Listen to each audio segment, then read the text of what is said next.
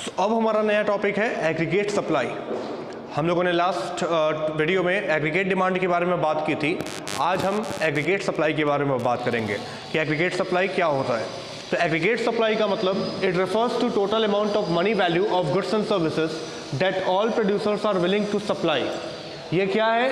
ये money value है, उन सारे टोटल मनी वैल्यू है उन सारे गुड्स एंड सर्विसेज का जो ऑल प्रोड्यूसर्स, जो सारे producers are willing to supply, जो सारे प्रोड्यूसर्स क्या करना चाह रहे हैं? सप्लाई करना चाह रहे हैं, या कह लो सेल करना चाह रहे हैं। कहाँ? इकोनॉमी के अंदर। और कब? इन अ फिस्कल ईयर, एक साल में। तो एक साल में इकोनॉमी में जितने भी प्रोड्यूसर्स हैं वो जितने भी रुपए की गुड्स एंड सर्विसेज को मार्केट में क्या करना चाह रहे हैं? सेल करना चाह रहे हैं, सप्लाई करना चाह रहे हैं, उन सारे गुड्स एंड सर्विसेज की टोटल मनी वैल्यू को ही क्या कहते हैं? हम एग्रीगेट सप्लाई बोलते हैं। तो ये मैंने लिखा भी है, साल भर में कितनी सप्लाई हो रही है। ठीक है, एक बात हमेशा ध्यान रखना कि तुम्हारी जो एग्रीगेट सप्लाई होती है वो तुम्हारे नेशनल इनकम के बराबर होती है। तुम्हारी जो एग्रीगेट सप्लाई होती है वो किसके बराबर होती है? हमेशा नेशनल इनकम के बराबर होती है। तो यहाँ मैंने लिखा भी है कि aggregate supply is equal to national income. ठीक है, इसको बहुत इंपॉर्टेंट है, बहुत ध्यान देने वाली चीज़ है ये, इसको ध्यान रखिएगा। आगे कंपोनेंट्स ऑफ एग्रीगेट सप्लाई, ये कोई बहुत खास चीज़ नहीं है, खास इंपॉर्टेंट नहीं है, मतलब बहुत कम चांसेस होते हैं कि ये पूछा जाए, खास तौर पर कंपोनेंट ऑफ एएस के बारे में।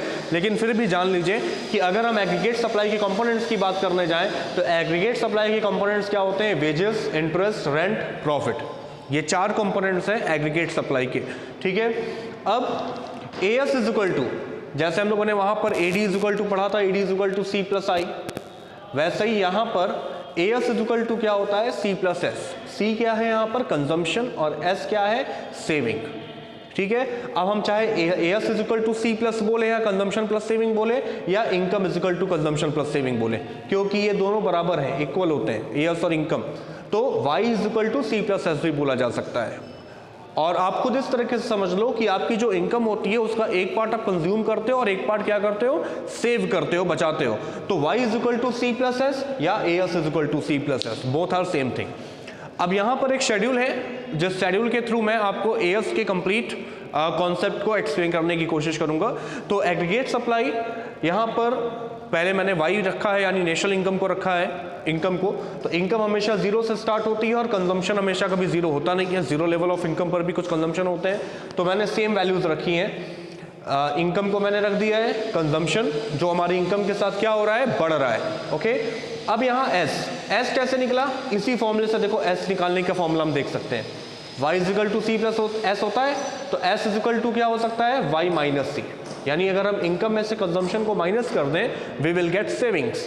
तो 0 माइनस 40 माइनस 40 हो गया, 100 minus 120 minus 20, 200 minus 200 0, 300 minus 280 20, and like this so on. हम आगे लेके जाएंगे सेविंग्स को अपने।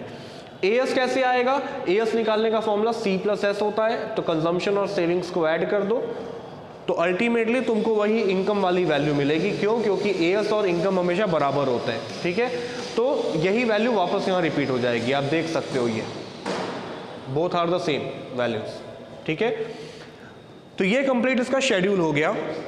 अब इसको डायग्रामेटिकली अगर हमें प्रेजेंट करना हो तो कैसे प्रेजेंट करेंगे?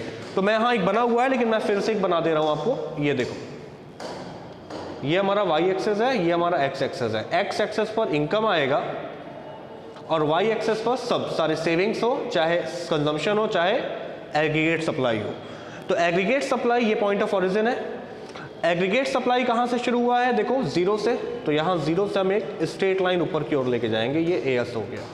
सेविंग नेगेटिव से शुरू हुआ है। ध्यान रखना, तुम्हारी सेविंग्स हमेशा शुरुआत में नेगेटिव से ही शुरू होगी, क्योंकि तुम्हारी इनकम जब होती है जीरो तो तुम्हारे कुछ कंजम्पशंस होते ही हैं। तो उस शुरुआती लेवल ऑफ इनकम पर तुम्हारी सेविंग हमेशा नेगेटिव में होगी। जैसे एक बिजनेस होता है, आप कोई नया बिजनेस शुरू करते हो तो शुरुआत में घाटा होता है, लेकिन धीरे धीरे जैसे आगे बढ़ते जाते हैं प्रॉफिट होता जाता है, जो घाटा है वो प्रॉफिट में कन्वर्ट होने लगता है। तो सेम चीज़ यहाँ पर भी है, शुरुआती लेवल ऑफ इनकम पर हमारी सेविंग्स थोड़ी नेगेटिव में होगी, लेकिन फिर वो क्या होने लगेगा?